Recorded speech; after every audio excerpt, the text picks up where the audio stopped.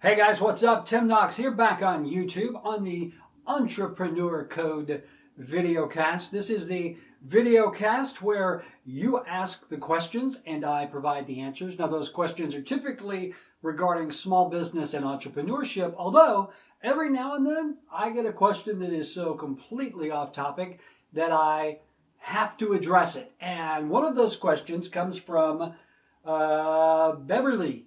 Beverly is in Des Moines, Iowa. Beverly says, Tim, why are you always fiddling with your glasses and why do you always change your glasses during your show? Well, Beverly, if you're new to this show, I've explained it before, but I'll explain it again because you asked. I am on a never-ending quest to find the perfect pair of readers. You see, I don't really need glasses. I can see far off. I can see a fur piece. Which is an old joke that we won't go into here. I can see okay far off, but when it comes up close, like where we are, I need readers. And I am just always trying to find the perfect pair of readers. I've even tried sunglass readers. Now, these are of the King Human variety.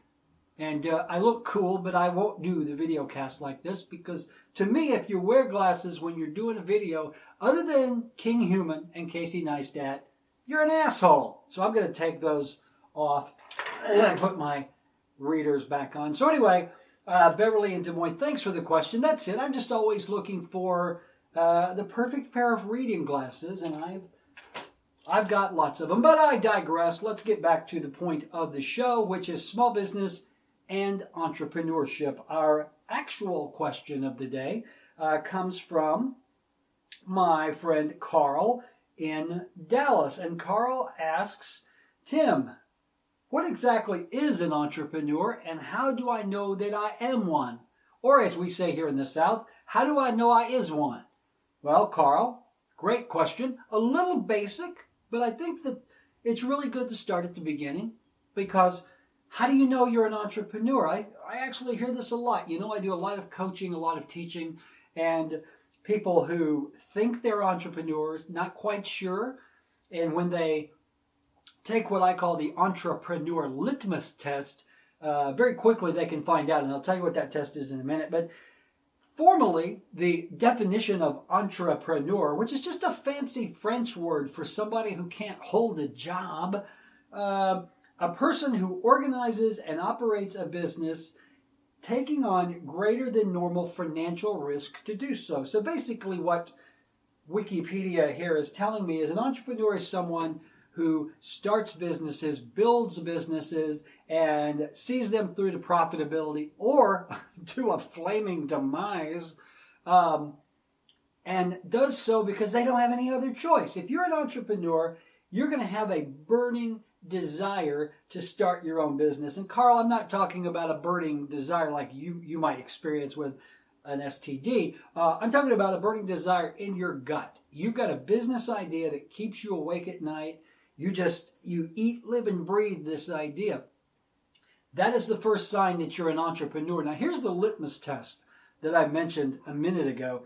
Would you hawk the farm for this business idea? Meaning that if the only way you could bring this idea to market, are you willing to sell your car, hawk your whatever, mortgage your house, invest your savings? If not, Carl, you're not really an entrepreneur.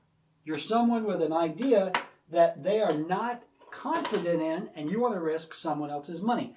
I actually had this happen in an entrepreneur class that I was teaching. We go around the room and I ask people, well, what's your idea? Tell me about it. And this one guy told me his idea, and I said, well, why are you here? And he said, I just want to learn how to get people to invest in my idea.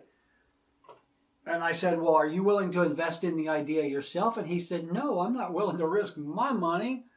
That very quickly told me that he was not a real entrepreneur. He was just an asshole. So anyway, there is the litmus test, Carl. If you've got this idea and you've got this passion for this business and you're willing to do anything to get it up and running into market, you might be an entrepreneur.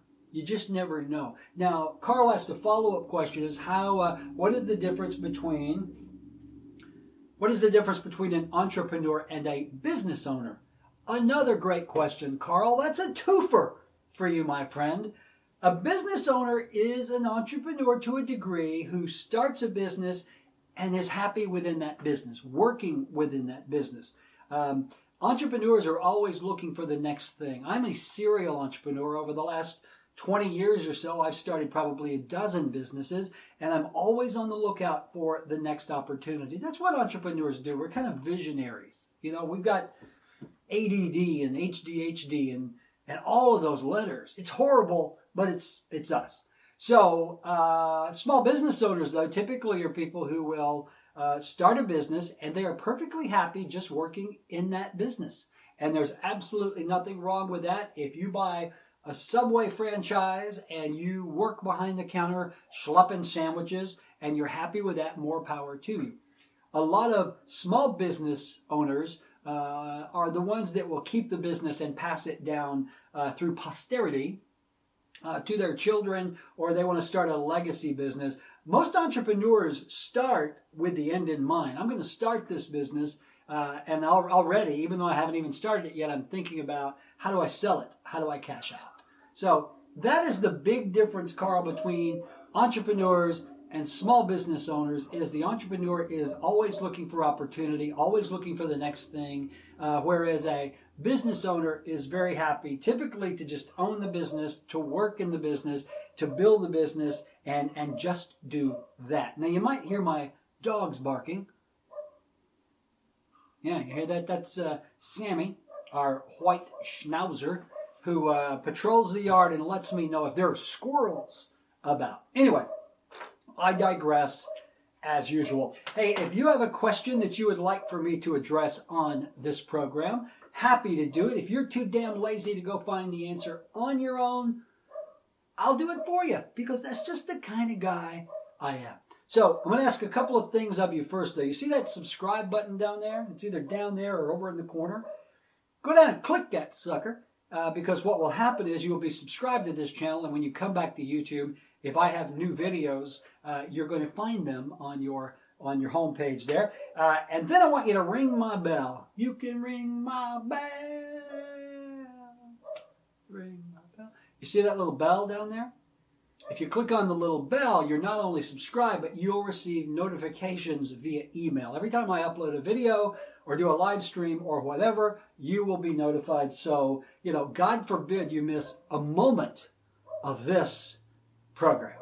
Okay? So, if you've got questions, you can put them in the comments below. You can also email me, tim@timknox.com. If that's too much for you to remember, just go over to the website, timknox.com. All those links are below, and drop me a question or a comment. And Carl, I hope that answered your question. And the lady who had the question about the glasses, I hope you are now satisfied, because I knew that was probably keeping you up at night, wondering why I have so many pairs of glasses. Yeah, if that's the only problem you got, Debbie. Ha! Anyway, hey, subscribe, ring my bell, drop me a line, ask me a question, and I'll see you next time. Tim Knox saying bye-bye. I don't know, what was that?